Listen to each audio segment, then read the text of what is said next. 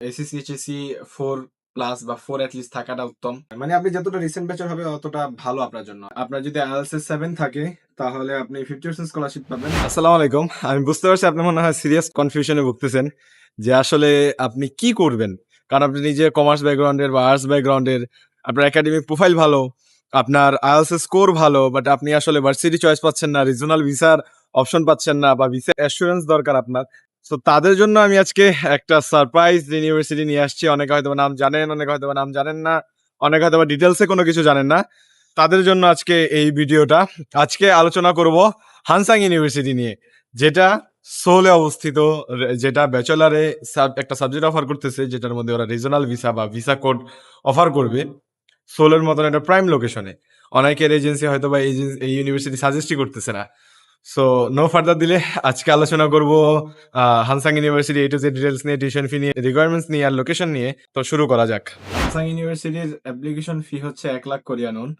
আর এটাতে যেই সাবজেক্টটা অ্যাভেলেবেল, একটা মতো সাবজেক্ট অ্যাভেলেবেল, সেটা হচ্ছে গ্লোবাল কে বিজনেস। এটার মধ্যে এই সাবজেক্টের একটা প্লাস পয়েন্ট বলি, যেটার মধ্যে commerce, arts and even though last ইনটেকে সায়েন্সের স্টুডেন্টও অ্যাপ্লাই করে ভিসা পাইছে। সো এটার মধ্যে সব ব্যাকগ্রাউন্ডের স্টুডেন্টই অ্যাপ্লাই করতে পারে। আপনি যদি সায়েন্সের থেকে এটার মধ্যে আসেন, হ্যাঁ, এসএপিতে এক্সপ্লেন করলে হয়ে যাবে ইনশাআল্লাহ। আর এটার টিউশন ফি হচ্ছে আপনার 41 লাখ কোরিয়ান ওন সামথিং, যেটা বাংলা টাকা 3.5 লাখ টাকার মতন পড়ে।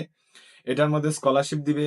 আইএলস এ 5.5 থেকে 6.5 থাকলে, অথবা টোফেলে আইবিটি 59 আর টোফেলে পিবিটি 530 প্লাস থাকলে আপনি 30% স্কলারশিপ পাবেন ইনশাল্লাহ ফার্স্ট সেমিস্টারে। আপনার যদি আইএলস এ 7 থাকে তাহলে আপনি 50% স্কলারশিপ পাবেন। আবার যদি আইএলস আপনার যদি টোফেলে আইবিটি 95 প্লাস বা আপনার পিবিটি 580 প্লাস থাকে তাহলেও আপনি 50% স্কলারশিপ পাবেন। দেন আপনার আছে 8 থাকলে 80% স্কলারশিপ, খুবই ভালো অপরচুনিটিস আছে। দেন আপনার আইবিটি আপনার 112 প্লাস বা পিবিটি 610 প্লাস থাকলে আপনি 80% স্কলারশিপ পাবেন। So আপনি যাতে বুঝতে পারতেছেন যে আইএলটিএস 7 থাকলে বা আপনার এই সমপরিমাণ টোফেল স্কোর থাকলে আপনার 50% স্কলারশিপ পেয়ে যাইতেছেন, যেখানে আপনার মাত্র টিউশন ফি দেওয়া লাগবে হয়তো বা 2 লাখ টাকারও কম, যেহেতু 3.5 লাখ টাকা টিউশন ফি মাত্র। আর যদি 30% পান সেক্ষেত্রে হয়তো 2,20,30,000 টাকার মতন দেওয়া লাগবে। এটার যদি রিকোয়ারমেন্টস এর কথা বলি, হানসাং ইউনিভার্সিটির রিজনাল ভিসা বা Hansung university bachelor program with visa code বা যেটাই বলেন না কেন আপনি, এইটার যে রিকোয়ারমেন্টস সেটা হচ্ছে এসএসসি, এইচএসসি 4 প্লাস বা 4 এট লিস্ট থাকাটা উত্তম। যতটা রিসেন্ট ব্যাচের হবে ততটা প্লাস পয়েন্ট। 2023, 24, 25, 22 এর লোকও এবার অ্যাপ্লাই করতেছে, সমস্যা নাই ইনশাল্লাহ, যদি ডেট অফ বার্থটা বা 2004-5 এর দিকে হয়। মানে আপনি যতটা রিসেন্ট ব্যাচের হবে অতটা ভালো আপনার জন্য। আর আইএলস এ অ্যাটলিস্ট 6 রেখে অ্যাপ্লাই করাটা আমি মনে করি উত্তম।